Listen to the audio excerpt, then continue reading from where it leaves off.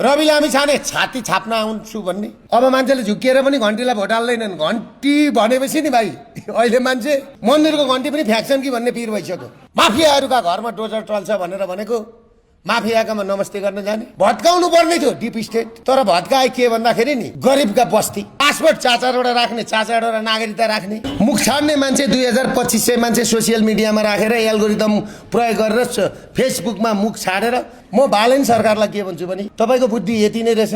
अन्तिममा कसले दुःख पायो भन्दा सुकुले हनुमान र दनवार पाण्डव सुनवारलाई भोट हाले र रवि लामी छाने रासपाको नेतै ठग हो। हामीले तिरेको करले ठगेको पैसा बुझाउने अरे सहकारी पीडित बोल्न नहुने अनि यहाँ ठगेको पैसालाई तिरेस् त हामी बोल्दैनौँ। मुख छाड्ने मान्छे 2500 मान्छे सोसियल मिडियामा राखेर एल्गोरिदम प्रयोग गरेर फेसबुकमा मुख छाडेर फेसबुकमा मुख छाडेको पनि कस्तो छाडेको हुन्छ भने नि आमा चकारी गाली गरेको हुन्छ। राज्यको कोषबाट सहकारी पीडितको पैसा भनेर चाहिँ रवि लामी छाने धनराज गुरुङ लगायत छन् नि त एमालेका छन् नि त जीवी राई सब एमालेका नेता काङ्ग्रेसका नेता रवि लामी छाने रासपाका नेताले खाएको छ। त्यो पैसा तिनीहरूबाट उठाएर चाहिँ तिर न। तपाईँको बुद्धि यति नै रहेछ। ल्याएको त देखिहाल्यो नि अध्यादेश देखिएन। अन्तिममा कसले दुःख पायो भन्दा सुकुले सबैभन्दा नराम्रो दुःख कसले पायो भन्दाखेरि जो गरिब छ जो कमजोर छ त्यसैले दुःख पायो। धनीलाई त के मतलब कुन चाहिँ मारवाडी पक्रिन सक्यो। 3टा पक्रेपछि अरू जम्मै इन्डिया गएर बसिया छ। भोलि यिनीहरू सबै सेटल गरेर यिनीहरू आउँछ। भदौ 23 र 24 को जेएनजीले भेटाए भयो त भएन। राष्ट्रिय मानव अधिकार आयोगबाट जुन बनेको छ नि त्यो चाहिँ लिली थापाको नेतृत्वमा ती लिली थापा चाहिँ महान रसिन मान्छे। यिनले सार्वजनिक गर्न खोज्दाखेरि यिनलाई झम्टे छन् अरे। हामीले अब 15 दिनको टाइम दिन्छौँ यिनलाई सार्वजनिक गरून् होइन भने हामी कमसेमा पनि 5000 मान्छे लिएर चाहिँ नि साथी हो मानव अधिकार आयोग घेरा गरेर त्यो चाहिँ प्रतिवेदन जनताका अगाडि लिली थापाले सार्वजनिक गरिदिनुपर्छ राष्ट्रिय मानव अधिकार आयोगले। होइन भनेदेखि तपाईँलाई डर छ भने भन्नुहोस् मलाई दिनुहोस् म सार्वजनिक गर्छु। गोली खानु पऱ्यो मै खाउँला मर्नु पऱ्यो मै मरौँला तपाईँलाई डर छ भने। र राष्ट्रिय मानव अधिकार आयोगले भदौ 23 र 24 गतिको जेएनजी मुभमेन्टको घटनालाई सार्वजनिक गर्नु पर्यो। जम्मा कुरा यो भत्काउनु पर्ने थियो डिप स्टेट। तर भत्काए के भन्दाखेरि नि गरिबका बस्ती 68 सालमा एसियन डेभलपमेन्ट ब्याङ्कबाट सुकुम्बासीहरूलाई व्यवस्थापन गर्न त्यहाँ खोलो पस्न नदिन त्यहाँ उनीहरूका घर बनाइदिन उनीहरूका टहरा बनाइदिन उनीहरूलाई बाटोघाटो स्कुल बनाइदिनको लागि उनीहरूको सुकुम्बासीको व्यवस्थापनको लागि 63 मिलियन भनेको 10 अर्ब रुपियाँ पैसा त्यतिखेर ल्याएको। बर माथि कता जङ्गलतिर 12 करोडमा मान्छे पनि नआट्ने 7x7 का कोठा बनाएर 12 करोडको कोठा बनाएर त्यो जम्मै पैसा त्यतिखेरै खाए। र एसियन डेभलपमेन्ट ब्याङ्कसँग एग्रिमेन्ट गर्दा के भनेको छ भन्दाखेरि बासीलाई हटाउँदाखेरि उसलाई पहिला 35 दिनको समय दिनुपर्ने उसको क्षतिपूर्ति दिनुपर्ने भनेर भनेको छ। छाती थाप्न आउने भनेर खोइ आज सुकुम्बासीलाई छाती थाप्दिने सुकुको हालत भयो। सुकुले चाहिँ फेरि नि तपाईँलाई एउटा कुरो कि गजबको कुरा छ बालनलाई ढोक्दै भए भर्खा सुकुका टोलमा हरिया झन्डा यसपालि त हामीलाई धनी पूर्जा दिन्छ भनेर खुट्टा पनि ढोगे। यत्तिकै चाहिँ हात समाउँदै सुकुले चाहिँ तेरीमा सानो त्यति गरेका थिएनन् ती महिलाहरू। 1 महिना भएन हो बाबा टिकेन उफ्री भोट हालेको। मैले त भन्दै थिएँ यो गरिबको सरकार होइन यो धनीको सरकार हो यो हाम्रो सरकार होइन अमेरिकाको सरकार हो। यसको उद्देश्य भनेको यहाँको लिथियम कपर युरेनियम लाने हो र यो सरकारको उद्देश्य भनेको यहाँ विदेशी सेना ल्याउने हो र चाइना र भारतलाई फुटाउने हो। उद्देश्य त्यो हो। यो हाम्रो गरिब जनतासँगको उद्देश्य नै होइन। त्यत्तिकै सर्वोच्च अदालत र सिंहदरबारमा आगो लागेको छैन।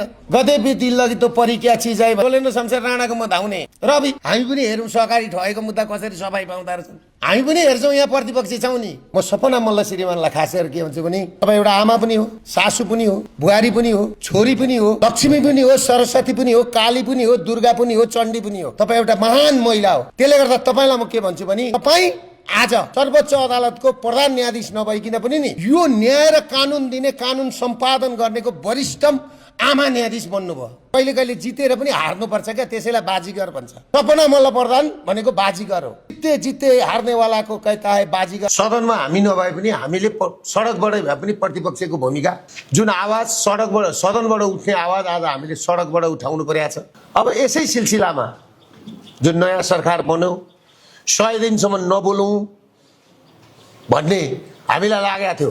तर बिचैमा आएर हामीले बोल्नु पर्यो। हामीलाई बाध्य बनायो बोल्नलाई। मैले धेरै मान्छेहरूको मुखबाट सुनेको थिएँ, भोट त विदेशमा बस्ने साथीहरूले आमालाई फोन गरेर आमा घन्टीलाई भोट हाल्नु, होइन भने हामी घरमै आउँदैनौँ भनेर भन्थे अरे। अहिले फेरि ठ्याक्कै उल्टो के भएछ भने अब आमाहरूले भन्न थालेछन् बाबु घरमा आउनै पर्दैन, तैँले भोट हाल्न लाइस् घन्टीलाई, घन्टीले घर भत्काइदियो, घरै छैन, अब के आउँछस्। आमाको बास त सडकमा फेरि, होइन भनेपछि ती भोट हाल्न लाउने ती छोराहरू सोसियल मिडिया हेरेर, भरपुर सोसियल मिडिया र एल्गोरिदमको प्रयोग गरेर फाँसीवाद लादेर आज गरिबका डडेलनामा डोजर चल्ने, गरिबका घरमा जुन डोजर चल्ने भत्काउने काम भयो। मैले अस्ति भनेको थिएँ एयरपोर्टबाट झर्ने बित्तिकै बालनजी तपाईँलाई यी गरिबको आँसु लाग्छ भनेर। ती वृद्ध अवस्थाका आमाहरू रुँदै गरेका थिए, एकल महिलाहरू रुँदै गरेका थिए, जो लघुवित्तबाट पीडित भएका थिए, जो सहकारीबाट पीडित भएका थिए, जीवनभरिको कमाइले घर बनाएको थियो उनीहरूले। कसैले मकै बेचेर, मकै पोलेर बेचेर घर बनाएका थिए, कसैले सागका मुठा बेचेर घर बनाएका थिए, कसैले गिटी बोकेर घर बनाएका थिए, कसैले घरमा रङ लगाएर मजदुरी गरेर चाहिँ घर बनाएका थिए, कसैले भारी बोकेर घर बनाएका थिए। तर ती सबै घर भत्के। ती घर थिएनन्, मान्छेका सपनाहरू थिए, सपनाहरू भत्के। घर भत्किनु ठुलो कुरो होइन, मान्छेको सपना भत्काउनु ठुलो कुरो हो। त्यसले गर्दाखेरि मैले त भनेको थिएँ 3 दललाई 60 दललाई एकै ठाउँमा राखेर चुनावमा नजाउँ साथी हो भनेर होटल एभरेस्टमा मैले भन्दै गर्दा मैले त्यतिखेर भनेको थिएँ यो सिंहदरबार र सर्वोच्च अदालतमा त्यतिकै आगो लागेको छैन। बालेनलाई प्रधानमन्त्री बनाएर गरिब जति लखेट्ने हो। गरिब जब बजारबाट लखेटिन्छ नि त्यस पछाडि बजारमा केही पनि हुँदैन, किनभने गरिब पनि चाहिन्छ, धनी पनि चाहिन्छ, हामीलाई मजदुर पनि चाहिन्छ, लेबर पनि चाहिन्छ, ड्राइभर पनि चाहिन्छ, खलासी पनि चाहिन्छ, जुत्ता सिउने मोची पनि चाहिन्छ, कपाल काट्ने नाई पनि चाहिन्छ। त्यसले गर्दाखेरि धनीको मात्रै सिटी बनाउन खोजियो। अहिले मैले सुन्दैछु, मैले त्यतिखेर भनेको थियो चुनाव होस्, चुनाव भएको 15 दिन पछाडि चैत 15 भित्र फागुन 15 भित्रमा बालेन प्रधानमन्त्री हुन्छन्। बालेन प्रधानमन्त्री भएको 15 दिनमा तिमीहरूले खेल हेर्नु, तिमीहरूका डडेलनामा डोजर चलेन छ भनिम्, मलाई सम्झिनु। त्यतिखेर मलाई भन्नु है, तिमीहरूले भनेर मैले एभरेस्ट होटलमा भनेको थियो यो माघको 3 गते हो कि 4 गते भनेको थिएँ मैले, माघको 3 गते 4 गते भनेको थियो। तर आज त्यही हालत भयो। देशैभरि जसरी आयो त्यसरी गयो, फेरि मान्छेलाई रुवाएर नि। कहाँ सरकार रहेछ त अहिले त भोट हाल्ने मान्छे अस्ति काङ्ग्रेस र एमाले हुँदा भयो भनेर गाउँतिर लजाउँथे, अहिले घन्टी भनेपछि लुक्न थाले अरे। फेरि होइन है हामीले त भोट हालेको छैन भन्न थाले अरे। अहिले ठ्याक्कै उल्टो भएछ कि कति।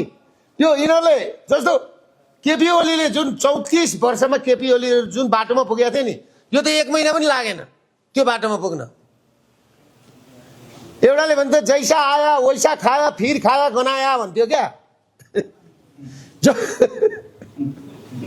जसरी आयो त्यसरी गयो। अब उनीहरूलाई लाग्छ अहिले बन्दुकको भरमा बालनजीले अहिले शक्ति सबै आफ्नो हातमा ल्याउनु हुँदैछ केपी ओलीले जस्तै गरेर।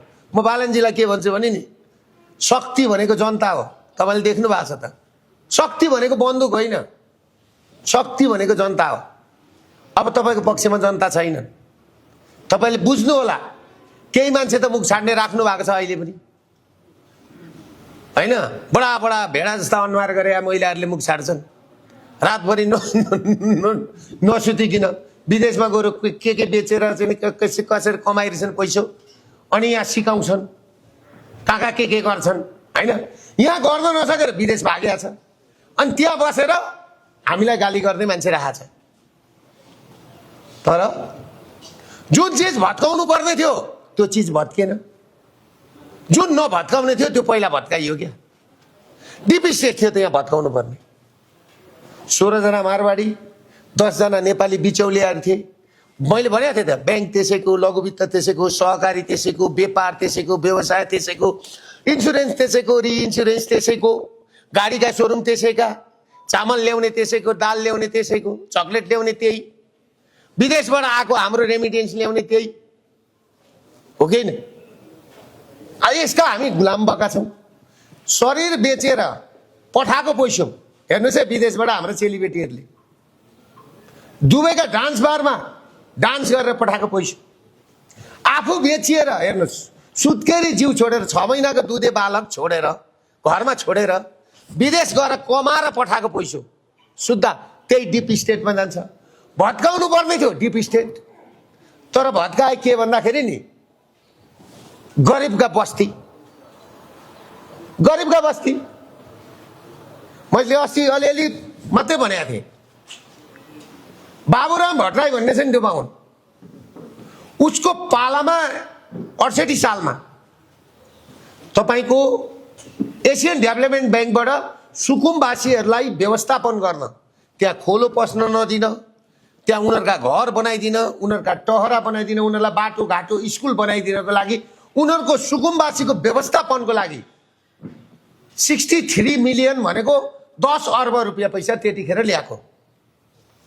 तर बाबुराम भट्टराईले के गरेछन्, बर माथि कता जङ्गलतिर 12 करोडमा मान्छे पनि नआट्ने 7x7 का कोठा बनाएर 12 करोडको कोठा बनाएर त्यो जम्मै पैसा त्यतिखेरै खाए। र एसियन डेभलपमेन्ट ब्याङ्कसँग एग्रिमेन्ट गर्दा के भनेको छ भन्दाखेरि, यहाँ कागजमा छ हो कता, एसियन डेभलपमेन्ट ब्याङ्कमा उ गर्दाखेरि के भनेको छ भन्दाखेरि, कुनै पनि सुकुम्बासीलाई हटाउँदाखेरि उसलाई पहिला 35 दिनको समय दिनुपर्ने,